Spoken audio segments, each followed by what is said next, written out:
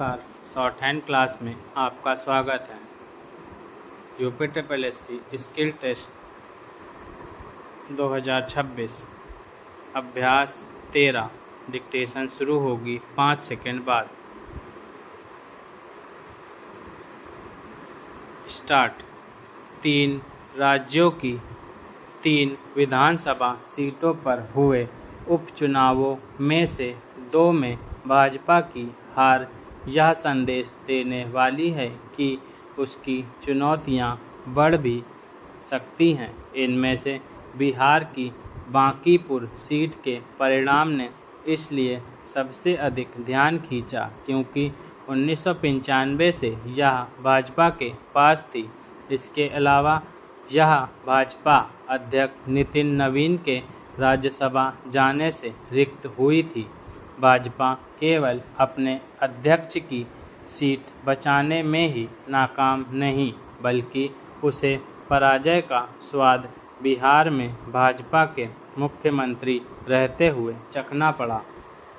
चूँकि मध्य प्रदेश की दतिया विधानसभा सीट कांग्रेस के पास थी और यह क्षेत्र उसका ही गढ़ है, इसलिए भाजपा यहां अपनी पराजय को हल्के में ले सकती है।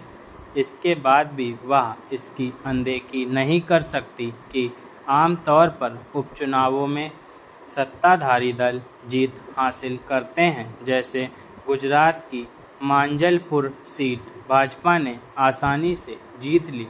निसंदेह उपचुनाव नतीजों के आधार पर यह नहीं कहा जा सकता कि वे सदैव किसी बड़ी लहर का सूचक होते हैं। इतना आवश्यक है कि कई बार वे बदलते राजनीतिक माहौल का परिचायक बन जाते हैं। यह समय बताएगा कि बांकीपुर और दतिया के नतीजे भाजपा के लिए स्थायी झटका है या अस्थायी, क्योंकि एक समय वह उत्तर प्रदेश में योगी आदित्यनाथ और केशव प्रसाद मौर्य की ओर से छोड़ी गई लोकसभा सीट हार गई थी। बांकीपुर से जनसुराज पार्टी के प्रशांत किशोर का चुनाव जीतना इसलिए महत्वपूर्ण है क्योंकि एक तो वे प्रधानमंत्री मोदी की नीतियों पर सवाल उठा रहे थे और दूसरे मुख्यमंत्री सम्राट चौधरी को सीधे तौर पर चुनौती दे रहे थे। यह भी उल्लेखनीय है कि वे विपक्षी दल राजद को तीसरे स्थान पर धकेलने में सफल रहे। स्पष्ट है कि बांकीपुर का नतीजा राजद के लिए भी चिंता का कारण बनना चाहिए। कहना कठिन है कि बांकीपुर से जीत हासिल कर पहली बार विधायक बने प्रशांत किशोर बिहार में तीसरी राजनीतिक शक्ति खड़ी कर पाएंगे या नहीं, लेकिन उनकी जीत कहीं ना कहीं जनता के असंतोष को बयान करती है। इस असंतोष के कारणों में राज्य के साथ केंद्र सरकार की रीति नीति भी हो सकती है और स्थानीय समीकरण भी। यह ध्यान रहे कि उपचुनाव एक ऐसे माहौल में हुए जब नीट पेपर लीक को लेकर युवाओं के आक्रोश को बुनाया जा रहा था।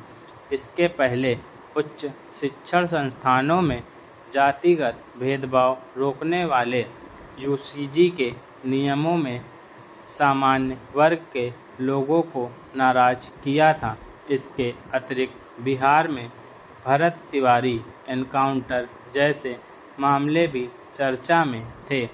यह भी ना भूला जाए कि बांकीपुर से भाजपा ने अपना प्रत्याशी बदलकर अपने लिए मुसीबतें बढ़ाईं। दतिया में भी उसने पूर्व गृह मंत्री नरोत्तम मिश्र को हाशिए पर किया। यह डिक्टेशन आप अच्छे से लिखिए और इसे ट्रांसक्राइब ज़रूर करिए और हो सके तो अपनी गलतियां मुझे कमेंट बॉक्स में ज़रूर बताएं। धन्यवाद।